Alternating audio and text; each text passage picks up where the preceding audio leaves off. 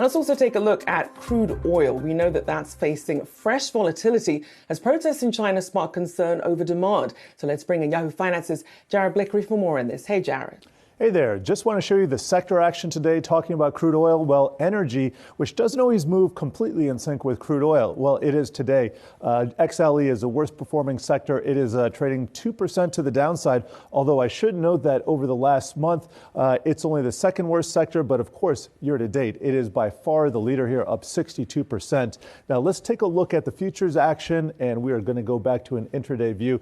Crude oil, as I said, CL equals F. That is down about 1-2% today. Now, it's trimmed those losses, only off about 0.6% today. You can see getting a little boost since U.S. equities started trading here. But I'm going to show you a longer-term chart. This is 5 years, and $75 per barrel is an absolutely huge level. We have seen this in play as a former resistance point, as a former support point. So to fall below that, it leads to the question, have we found ourselves in a new range? Because that new range could go as low as these lows here, could go as low as 45. I don't know that we're going to see it play out that way, but definitely bears interest here.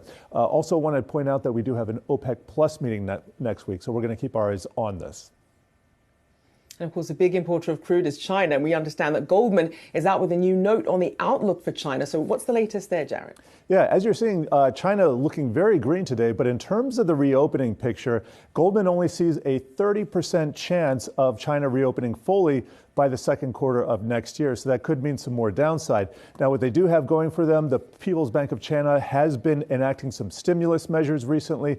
Those include a reverse repo cut but of about 25 basis points last week, also lowering the reserve requirement that banks have to hold in terms of customer deposits. All this means is that they're paying attention to the situation. Property developers got a 1.3 trillion yuan lifeline. So things are moving potentially in the right direction. We've seen some easing of the zero COVID policy, but with cases spiking to the highest levels ever, it is very uncertain how far this is going to continue. Rochelle.